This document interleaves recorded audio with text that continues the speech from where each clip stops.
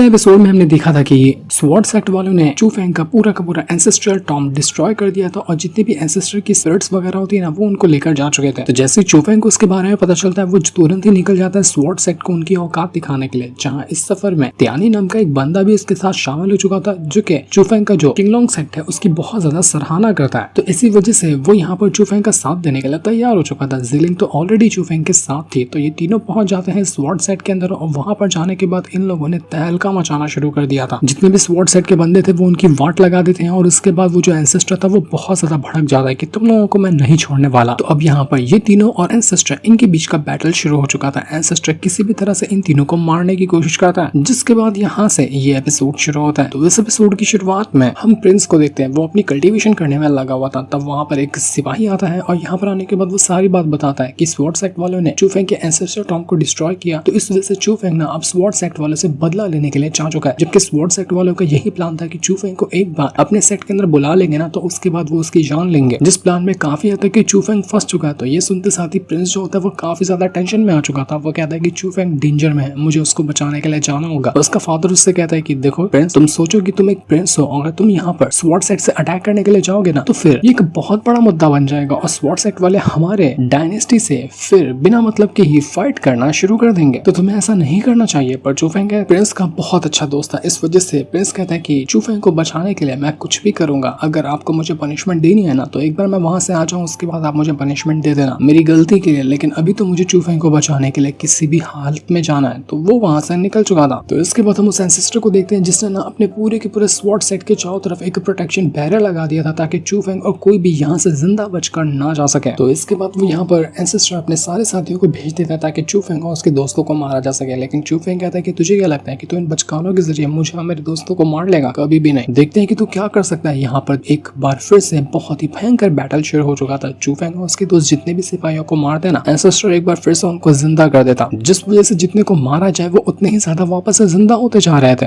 लेकिन यहाँ पर चू फेंग को कोई फर्क नहीं पड़ता। जिलिंग भी यहाँ पर अपना वही बेल बाहर निकाल लेती है और उसके अंदर से उसने वो छोटू ड्रैगन स्पिरिट को समन कर लिया था जो कि अपने फुल पोटेंशियल पे आता है और उसके बाद वो अटैक करने के लिए तैयार था। अब ड्रैगन या पाइथन जैसा कुछ तो ये लग रहा था, तो वो उसके जरिए अटैक करी थी। चू फेंग अपनी पावर का यूज करते हुए अटैक कर रहा था और ध्यान ये अपने हिसाब से ही आइस ऑफ फायर की पावर को यूज करते हुए सभी की वाट लगाया जा रहा था। तो इस चीज को देखकर एंसेस्टर समझ जाता है कि इतनी आसानी से इनको नहीं खत्म किया जा सकता है, इनको खत्म करना है तो बढ़िया प्लान बनाना पड़ेगा। तो वो किसी खास तरह की स्टार की पावर को एक्टिवेट कर लेता है और जैसे उसने स्टार की पावर को एक्टिवेट किया ना वो सीधा अटैक देकर मार देता है जिलिंग के ऊपर। जिलिंग भी देखकर हैरान थी कि ये कैसा अटैक है, क्योंकि इस अटैक को रोकना उसके लिए बहुत मुश्किल हो रहा था। तो यहाँ पर ये देखते साथ ही चू फेंग और त्यानी जो होता है ना वो जिलिंग को बचाने के लिए पहुंच जाते हैं और इसके बाद वो जा चुके थे एंसेस्टर के ऊपर अटैक करने के लिए। एंसेस्टर उसे कहना शुरू करते हैं कि जो स्टार की पावर है ना ये बहुत ज्यादा मिस्टीरियस है। आज तक के जितने भी हमारे स्वॉर्ड सेट के एंसेस्टर बने सभी के पास ये पावर थी और इसके जरिए हमने कई सारे बैटल को जीता है। तो तुम समझ लो कि तुम इस अटैक से नहीं बच पाओगे। जब हम पूरा बैटल जीत सकते हैं तो तुम 3 बचकानों को मारने में हमें ज्यादा टाइम नहीं लगेगा। पर वो तीनों कहाँ रुकने वाले थे, वो फिर भी अपनी पावर का यूज करते हुए एंसेस्टर के ऊपर अटैक करना शुरू कर देते हैं। एंसेस्टर को खूब मारा जाता है, सबसे ज्यादा तो चू फेंग उसको मारता है। जब उसको मौका मिलता है वो कई सारे अटैक उसको देकर मारता और उसके बहुत सारे अटैक जाकर एंसेस्टर को लगते भी हैं। तो ये देखकर एंसेस्टर हैरान रह चुका था कि मेरी स्टार पावर का भी इस चू फेंग के ऊपर असर क्यों नहीं हो रहा। चू फेंग अपनी कुल्हाड़ी बाहर निकालता है और उसके जरिए खूब मारता है उस एंसेस्टर को। उसने अपनी व्हाइट टाइगर की स्पिरिट को भी समन कर लिया था। उसके तीनों दोस्त तीनों तरह से उस एंसेस्टर के ऊपर अटैक करना शुरू कर देते हैं, जिस वजह से एंसेस्टर की हालत खराब हो जाती है और एंसेस्टर बिल्कुल पूरी तरह से अधमरा हो चुका था। ऐसा लग रहा था कि अब यहाँ पर एंसेस्टर मारा जाएगा, लेकिन जैसे वो मरने वाला था ना वो किसी खास तरह की पावर को एक्टिवेट कर लेता है और पावर को एक्टिवेट करने के बाद जमीन फाड़ कर कोई अजीब सी चीज बाहर निकल कर आ रही थी और ये होती है असल में उस एंसेस्टर की ना स्पिरिट। एंसेस्टर ने अपनी स्पिरिट को समन कर था जो कि इतनी ज्यादा जायंट और इतनी ज्यादा बड़ी थी कि उसका हिसाब भी नहीं था। वो एंसेस्टर की स्पिरिट सच में बहुत ज्यादा कमाल की होती है और जो यहाँ पर स्वॉर्ड मॉन्यूमेंट लगा हुआ था इसी स्वॉर्ड सेट के अंदर जो कि ऐसा लग रहा था कि पत्थर की स्वॉर्ड है, वो असल में पत्थर की स्वॉर्ड नहीं थी बल्कि उसी स्पिरिट की स्वॉर्ड थी जो उसको घसीट कर जमीन के अंदर से बाहर निकालता है और उसके जरिए वो चू फेंग उसके दोस्तों के ऊपर अटैक करने लग गया था। इस स्पिरिट का जो ऑरा था वो इतना स्ट्रांग था कि चू फेंग उसके दोस्त वहां पर हिल नहीं पाते। वो लोग हैरान रह चुके थे कि सच में ये स्पिरिट की पावर तो काफी एक्स्ट्राऑर्डिनरी है, लेकिन फिर भी वो हार मानने वाले थोड़ी ना थे। वो भी अपनी पावर का यूज करते हैं लेकिन फिर भी काफी हद तक की पावर को यूज करने के बाद वो तीनों पूरी तरह से इंजर्ड हो चुके थे। तीनों की हालत खराब हो जाती है और अब लग रहा था कि अगर इन्होंने कुछ नहीं किया ना तो शायद ये तीनों मर जाएंगे और यहाँ पर एंसेस्टर की जीत हो गया। एंसेस्टर पूरे स्टाइल से यहाँ पर खड़ा था और तीनों के तीनों जो थे वो बुरी तरीके से इंजर्ड हो चुके थे।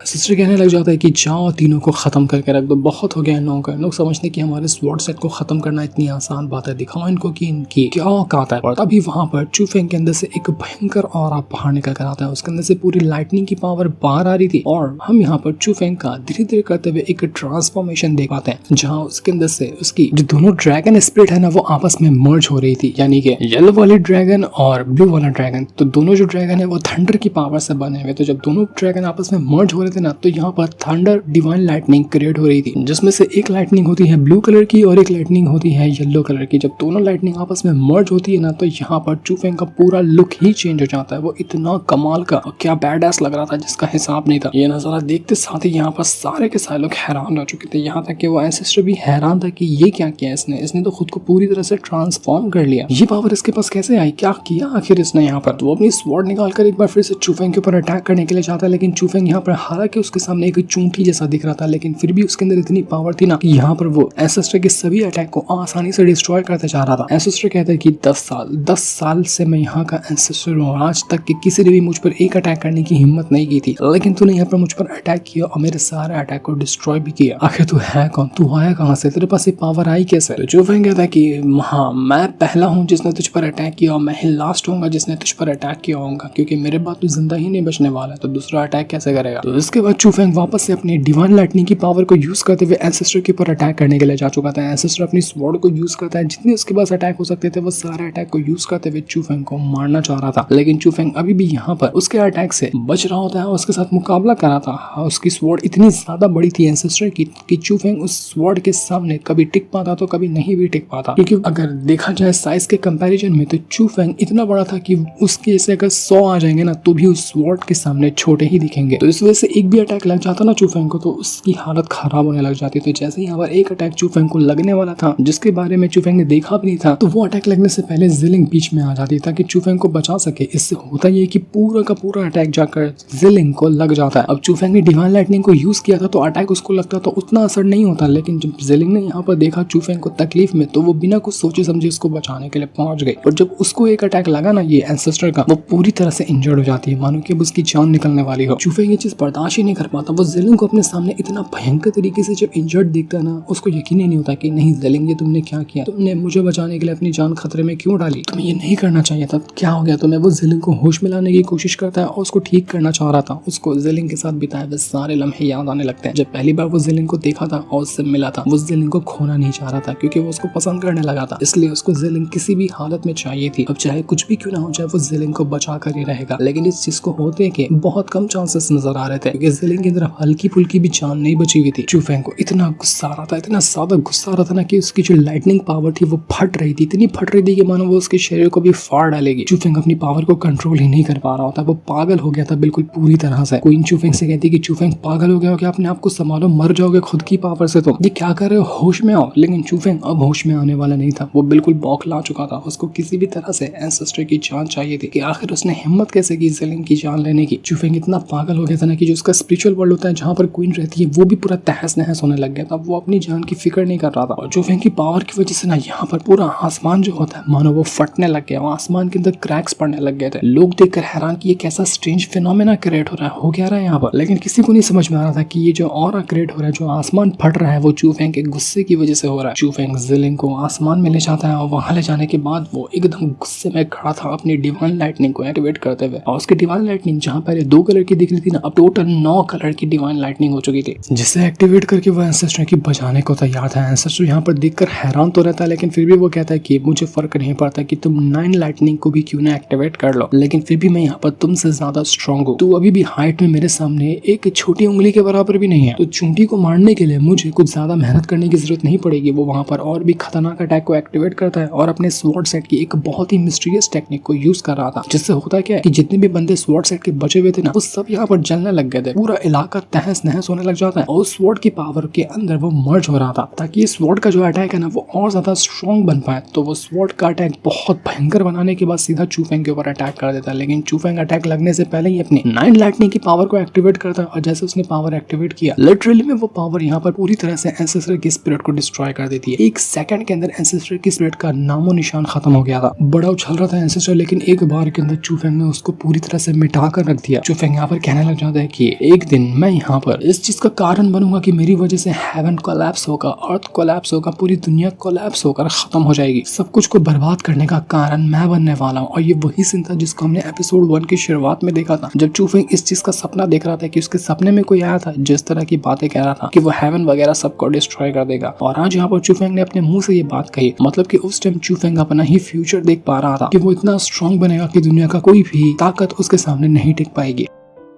चूफेंग यहाँ पर हेवन को ललकारते हुए कहता है कि अगर हेवन तूने यहाँ पर मेरी ज़ेलिंग को मुझे वापस नहीं किया ना तो सच बता रहा हूँ एक ना एक दिन नहीं, आज ही का वो दिन होगा जब मैं तुझे डिस्ट्रॉय कर दूंगा। जितने भी आसमान के अंदर चांद तारे सूरज जितने भी होंगे ना सबको अपने सामने आज ही मैं झुका दूंगा। अगर तू ये होने नहीं देना चाहता तो तुझे ज़ेलिंग को वापस करना होगा। चूफेंग यहाँ पर सच में पागल हो गया था। उसकी जो पावर थी ना उसने पूरे इलाके को डिस्ट्रॉय करके रख दिया था। आसपास जितने भी लोग होते हैं वो सब छोड़ छाड़ के सब भाग जाते हैं। चूफेंग की दोनों ड्रैगन स्पिरिट भी यहाँ पर आकर तबाही मचा रही थी, सब कुछ तोड़ फोड़ करने लग गया। तो चूफेंग आज लग रहा था कि वो सच में पूरी दुनिया को कोलैप्स कर देगा, सब कुछ को वो खत्म कर देगा अगर ज़ेलिंग जिंदा नहीं हुई तो, क्योंकि ज़ेलिंग मर चुकी थी। और ये चीज चूफेंग से बर्दाश्त नहीं हो रही थी, वो ये सदमा बर्दाश्त ही नहीं कर पा रहा था कि ज़ेलिंग उसको छोड़कर कैसे जा सकती है। तब वहां पर वो प्रिंस आता है और चूफेंग से कहना चाहता है कि चूफेंग क्या हो गया, तुम्हें शांत हो जाओ, तुम अपने आप को शांत करो वरना बहुत बड़ी गड़बड़ कर दोगे तुम। लेकिन चूफेंग यहाँ पर किसी की बात नहीं मानता, किसी की बात वो सुनता ही नहीं, उसको किसी चीज से कोई मतलब नहीं था, उसको बस यहाँ पर ज़ेलिंग चाहिए थी और उसके लिए वो कुछ भी करने को तैयार था। दूर दूर के सेक्टर वाले, दूर दूर के इलाके वाले जब ये नजारा देखते ना तभी भी वो यकीन नहीं कर पा रहे थे कि आज हो क्या रहा है यहाँ पर, आज का मौसम इतना ज्यादा भयंकर क्यों है, ऐसा लग रहा है कि कोई तूफान आने वाला है। लेकिन उनको नहीं पता था कि तूफान किस वजह से रहा है। दूर दूर तक के जो इलाका था ना वहाँ पर भी हर तरफ तबाही मचने लग गई थी। हर एक इंसान यहाँ पर डर में था कि हो क्या रहा है यहाँ पर। हम उस पागल आदमी को भी देख पाते हैं जिसने चूफेंग को बचपन में ही उसके जो सौतेले पिता है उसके हवाले किया था, वो भी यहाँ पर देखकर हैरान था कि क्या हो रहा है, देखो मेरी कोई गलती नहीं, मुझे छोड़ दो। वहीं पर हम वहाँ उस चुड़ैल को देख पाते हैं जिसके लिए वो यहाँ त्यान काम करता है। वो जो चुड़ैल होती है ना वो एक बंदे को पकड़ती है और उसको अपने कंट्रोल में ले लेती है। अपने कंट्रोल में लेने के बाद वो जो पागल आदमी है ना उसके पास ले जाती है और उसके माथे पे जो फ्लेम का सिंबल बना हुआ है जबरदस्त उसको टच करवा देती है। और जैसे ये होता है ना वो बंदा पूरी तरह से जल कर वहीं पर खत्म हो जाता है। उस चुड़ैल को पता था कि ये जो पागल आदमी है ये दिखता तो पागल आदमी है लेकिन इसका पास्ट या इसका कुछ तो बहुत बड़ा सीक्रेट है इसके अंदर, और इसी को तो वो ढूंढना चाह रही थी क्योंकि इसको ही सबसे पहले चूफेंग मिला था ना, तो कुछ ना कुछ तो खास बात होगी इसके अंदर, यही वजह से वो चुड़ैल यहाँ पर आई थी। पर जब हम यहाँ पर उस चुड़ैल की शक्ल देखते हैं ना हमें पता चलता है कि ये तो वो चुड़ैल नहीं है बल्कि वो उसकी राइट हैंड है। वो तुरंत ही जाती है अपने उसी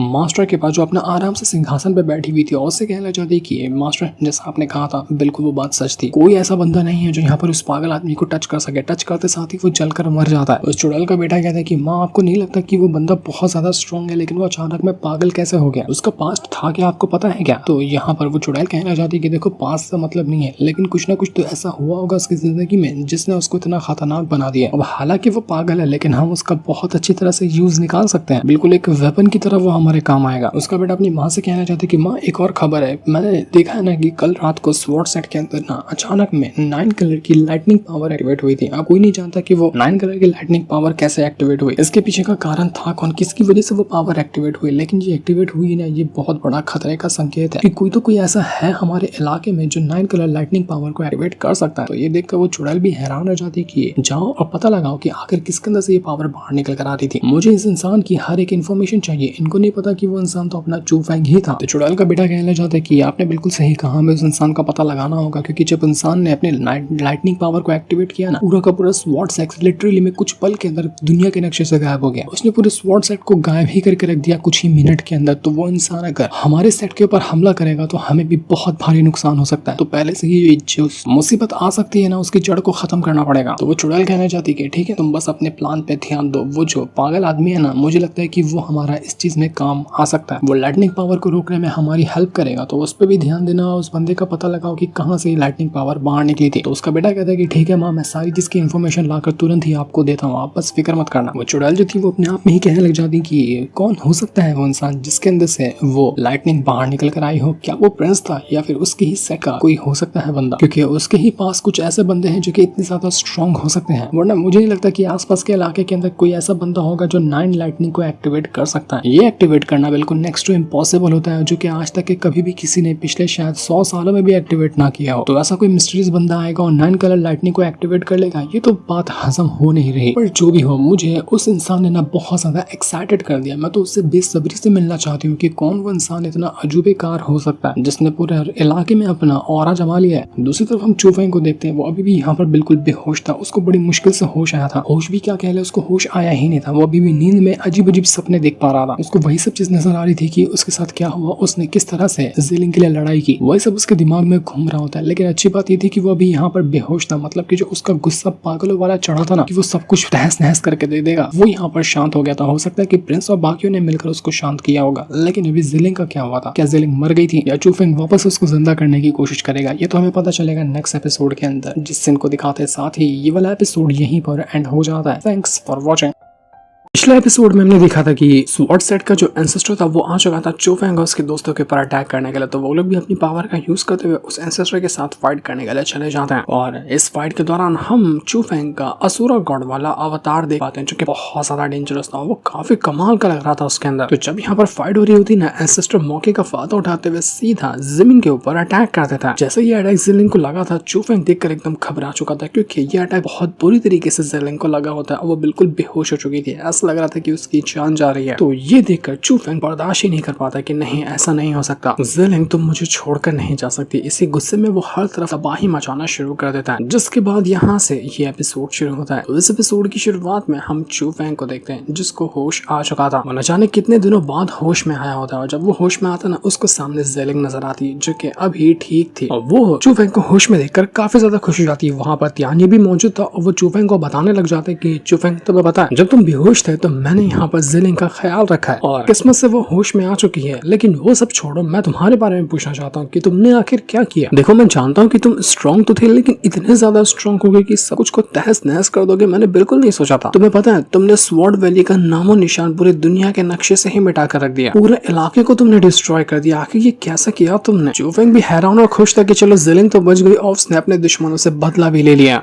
ज़ेलिंग एक स्टोरेज बैग दिखाती है चूफेंग और कहने लग जाती है कि जब हमने उस स्वॉर्ड सेक्ट को डिस्ट्रॉय किया तो वहीं पर से हमें ये स्टोरेज बैग मिला, जिसके अंदर कुछ हर्ब्स है जो ब्रेक थ्रू करने के काम आते हैं। तो तुम इसको ले लो और इसके जरिए अपना ब्रेक थ्रू करो। चूफेंग भी उन हर्ब्स को देखने लग जाता है और सोच रहा था कि क्या भी मैं ब्रेक थ्रू कर पाऊंगा। तो क्वीन उससे कहने लग जाती है कि हाँ, मुझे लगता है कि तुम ब्रेक थ्रू कर जाओगे और तुम्हें ब्रेक थ्रू करना चाहिए, क्योंकि सूरो और सुमिंग को भी तो तुम्हें बचाना है ना, जो वो हेवली पर्ल के अंदर जा चुके हैं। तो उनको बचाने के लिए तुम्हें ब्रेक थ्रू करना होगा। तुम अपने आप को ब्रेक थ्रू करो, स्ट्रॉन्ग बनाओ और तुम्हें वो असुरा टावर के अंदर से जाकर वो मंकी से भी मिलना है, जैसे कि उसने तुम्हें बताया था कि तुम्हें उससे मिलने जाना होगा। तो ये सुनने के बाद चूफेंग कहता कि हाँ, तुम सही कह रही हो। तो अब चूफेंग यहाँ पर अपना ब्रेक थ्रू करने के लिए लग चुका था। जैसे जैसे वो ब्रेक थ्रू कर रहा था, उसके अंदर से काफी ज्यादा पावर बाहर निकल कर आने लग गई थी और उसके अंदर से ऑरा का भवंडर क्रिएट हो रहा था, जिस वजह से उसकी पावर इंक्रीज हो रही होती है। आसपास का जितना भी ऑरा था उसने सभी को अपने चारों तरफ से कवर कर लिया था और ये सारा ऑरा मिलकर चूफेंग का ब्रेक थ्रू करवा देता है। चूफेंग अब पहुंच चुका था मैस्टिक मार्शल लेवल के 8 स्टेज पर। दूसरी तरफ हम प्रिंस को देख पाते हैं, जो अपने फादर से बातें कर रहा था और यहाँ पर उसका फादर और उसके ग्रैंडपा जो होते हैं वो कहने लग जाते हैं कि हमने चूफेंग को देखा, सच में वो बहुत ज्यादा कमाल का बंदा है। ऐसा बंदा शायद पूरी सेंचुरी के अंदर कोई भी नहीं आया होगा। इतना टैलेंटेड वो कैसे हो सकता है? लेकिन यही टैलेंट उसके इतने सारे दुश्मनों को बना रही है। पूरे 9 हेवन के अंदर जितने भी बंदे हैं ना, सब अब चूफेंग के दुश्मन बन चुके हैं। वो हमारे दुश्मन तो ऑलरेडी थे, अब वो चूफेंग के भी दुश्मन बन चुके हैं। इसलिए हमें तैयारी शुरू करनी चाहिए, क्योंकि नहीं चाहते कि कब कहां से कोई आ जाए जो हमारे ऊपर और चूफेंग के ऊपर अटैक करे। तो चूफेंग को और हमें अपने आप को बचाने के लिए खुद को तैयार करना पड़ेगा। इस वजह से ये लोग अपनी तैयारी शुरू कर चुके थे। दूसरी तरफ हम कुछ बंदों को देखते हैं जो कि हमला करने के लिए इसी प्रेस की जी डायनेस्टी के ऊपर आ रहे थे और उनका टारगेट था चूफेंग को भी मारना। तो जैसे ये लोग आगे बढ़ रहे होते ना, हम देख पाते हैं कि कोई अचानक में वहां पर आता है और उनके ऊपर अटैक करना शुरू कर देता है। वो सारे के सारे बंदे हैरान रह चुके थे, ये कौन आ रहा है, कौन हमारे ऊपर अटैक करना चाह रहा है। तो तब हम देख पाते कि यहाँ पर त्यानी और ज़ेलिंग आकर पहुंच चुके हैं, जिन्होंने इन सभी बदमाशों के ऊपर अटैक करना शुरू कर दिया था ताकि वो इनकी वाट लगा सके और इस वजह से ये लोग नहीं अटैक कर पाएंगे जी डायनेस्टी के ऊपर और चूफेंग के ऊपर। देखते देखते यहाँ का बैटल काफी खतरनाक तरीके से शुरू हो जाता है, जहाँ पर वो सारे बदमाश ज़ेलिंग और त्यानी के ऊपर अटैक करने की कोशिश कर रहे थे। लेकिन तब हम देख पाते कि वहाँ पर किनमिंग आकर पहुंच चुका है, वही बंदा जिसकी कुछ टाइम पहले चूफेंग के साथ फाइट भी हुई थी। तो ये यहाँ पर आने के बाद सीधा त्यानी के ऊपर अटैक करते हुए उसको बहुत ज्यादा घायल कर देता है। लेकिन तब एंट्री मारता है अपना चूफेंग और चूफेंग यहाँ पर आने के बाद कहने लगा था किनमिंग से कि किनमिंग, वापस से हमारी मुलाकात हो गई, क्या इस बार मुझसे लड़ने के लिए तैयार हो? तो किनमिंग कहता है कि तू चूफेंग, तू तो बच गया। अच्छा होता है कि पिछली बार जब हमारी फाइट हुई थी तो उसी में तुझे मार दिया होता, लेकिन नहीं, तेरी किस्मत किस्मत अच्छी थी कि तू उस टाइम बच गया, लेकिन इस बार तेरी किस्मत अच्छी नहीं होगी, इस बार मैं तुझे जान से मार कर ही रहूंगा, देखता हूँ कि तू मेरा क्या बिगाड़ लेता। तो वो सीधा चूफेंग के ऊपर अटैक करना शुरू कर चुका था। चूफेंग भी उसके साथ फाइट करता है और दोनों के बीच में एक बार फिर से बैटल शुरू हो चुका था। यहाँ पर इनका बैटल चल रहा था, तो वहीं हम यहाँ पर क्वीन को देख पाते हैं जो कि उसकी पावर अचानक में इंक्रीज हो रही थी। अब चूफेंग ने अपनी पावर को इंक्रीज किया ना, तो उसके जरिए क्वीन की भी पावर इंक्रीज होती है, दोनों के पावर का कनेक्शन आपस में जुड़ा हुआ है। तो जैसे क्वीन की पावर इंक्रीज हुई थी, उसका एक फिनिक्स जैसा विंग्स जो होता है वो बाहर निकल कर आने लग जाता है, और उस विंग्स के जरिए वो चूफेंग के स्पिरिचुअल वर्ल्ड से ऐसा लग रहा था कि बाहर निकल कर आई है। वो कहती है कि इतने सालों बाद फाइनली मैंने दुनिया को एक बार फिर से देखा है और मैं स्पिरिचुअल वर्ल्ड से बाहर निकल कर आई हूँ, मुझे तो बहुत अच्छा लग रहा है। वरना ऐसा तो वो हमेशा चूफेंग के स्पिरिचुअल वर्ल्ड के अंदर ही रहती थी, वहां से बाहर नहीं निकल पाती थी। पहली बार जब वो स्ट्रांग बनी तो उसके बाद वो बाहर निकल पा रही है।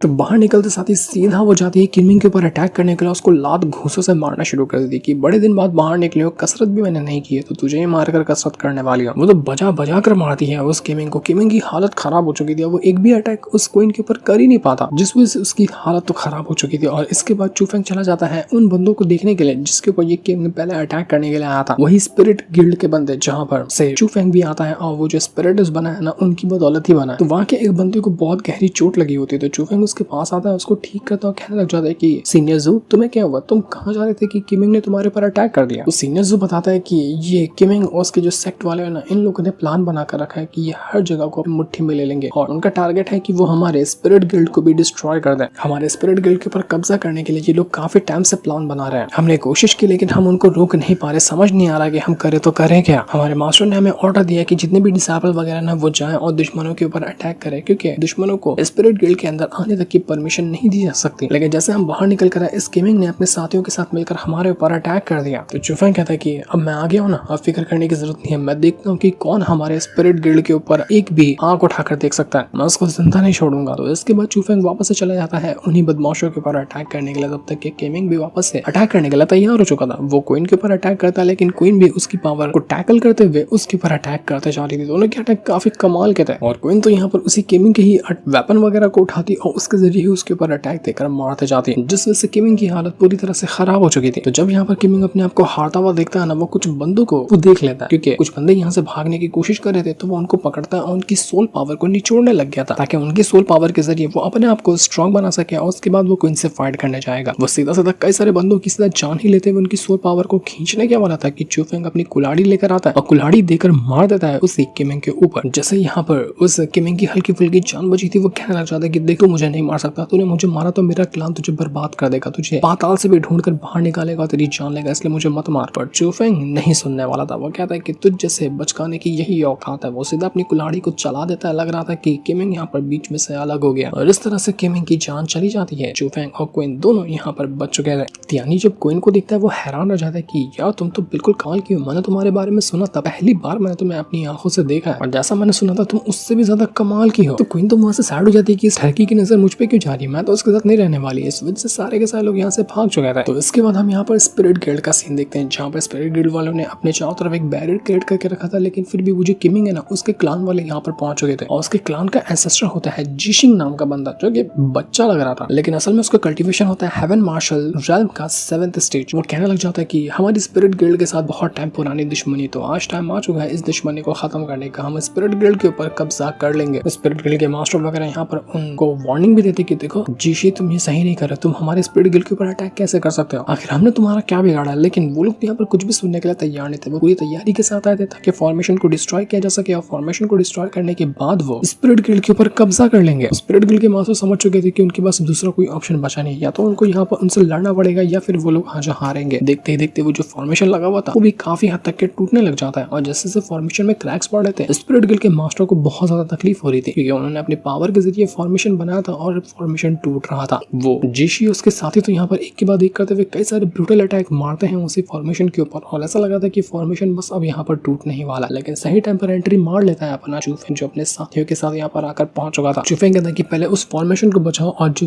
वेपन से ये लोग अटैक करें उसको हमें डिस्ट्रॉय करना पड़ेगा। तो यहाँ पर चूफेंग, तियानजी और जिलिंग ये तीनों मिलकर अटैक करना शुरू कर देते हैं जीशी और उसके बंदों के ऊपर। देखते ही देखते उन्होंने कई सारे बंदों की वाट लगा कर रख दी थी और ये बिल्कुल तुरंत ही एक्शन में आ चुके थे, क्योंकि उनको पता था कि बहुत बहुत लेट ऑलरेडी हो चुका है और कुछ टाइम तक के और यहाँ पर रुकना स्पिरिट गिल्ड को बहुत ज्यादा नुकसान पहुंचा सकता है। क्वीन भी उनके साथ थे तो क्वीन तो यहाँ पर एक ही बार के अंदर कई सारे लोगों की वाट लगाई जाती, जितने भी वेपन और जितने भी अटैक वगैरह थे उस जीशी के वो सभी को डिस्ट्रॉय करते जा रही थी। तो ये देखकर जीशी कहना चाहता है कि जाओ और जो लोग हमारे पर अटैक करने के लिए आए ना सबसे पहले उनको खत्म करो। तुम लोगों को शर्म नहीं आती है क्या? इतने बचकाने लोग से तुम लोग मुकाबला नहीं कर पा रहे हो? मैं उन सभी की लाश देखना चाहता हूँ, सभी की लाश यहाँ पर लेकर आओ। तो वो अपने सारे बंदों को भेज देता है चूफेंग और उसके दोस्तों को मारने के लिए। तो जीशी के जितने भी साथी वगैरह उसके एल्डर वगैरह थे ना वो सब आकर पहुंच चुके थे चूफेंग और उसके दोस्तों के साथ फाइट करने के लिए। वो लोग कहने चाहते कि तुम मरने के लिए आओ ना तो हम तुम्हारी ख्वाहिश पूरी कर देंगे, तुम में से किसी को नहीं छोड़ा जाएगा। तो वो सभी लोग यहाँ पर अटैक करने लग जाते हैं चूफेंग और उसके दोस्तों के ऊपर, लेकिन वो लोग भी उनका जवाबी मुकाबला करते हैं। यहाँ पर जितने भी मास्टर वगैरह थे वो सब काफी ज्यादा स्ट्रॉन्ग थे, लेकिन फिर भी चूफेंग और उसके दोस्तों का मुकाबला करना उनके लिए बहुत ज्यादा मुश्किल था। वो लोग उस वेपन को भी डिस्ट्रॉय कर देते जिसके जरिए ये जीशी उस प्रोटेक्शन बैरियर को तोड़ने में लगा हुआ था। तो इसकी वजह से अब वो यहाँ पर प्रोटेक्शन बैरियर को इतनी आसानी से नहीं तोड़ पाएगा। वो मास्टर वगैरह जीशी के वो सभी लोग अपनी पावर का यूज करते हुए उनके पास जो भी अटैक होता है वो सभी का इस्तेमाल करते हैं और उसके जरिए वो अटैक कर रहे थे चूफेंग उसके दोस्तों के ऊपर। जब उनकी नजर जाती है चूफेंग की पावर के ऊपर तो वो लोग कहना चाहते हैं कि अबे ये तो ब्लू रूबी स्पिरिटिस्ट है। तो चूफेंग कहता है कि हाँ बिल्कुल सही सुना और अब यही तेरी मौत का कारण बनेगा। वो सीधा एक मास्टर की तो जान ही ले लेता है। उसके बाद वो अपने व्हाइट टाइगर की स्पिरिट को भी समन कर चुका था, वो भी यहाँ पर सभी के ऊपर वाट लगाने के लिए तैयार थी।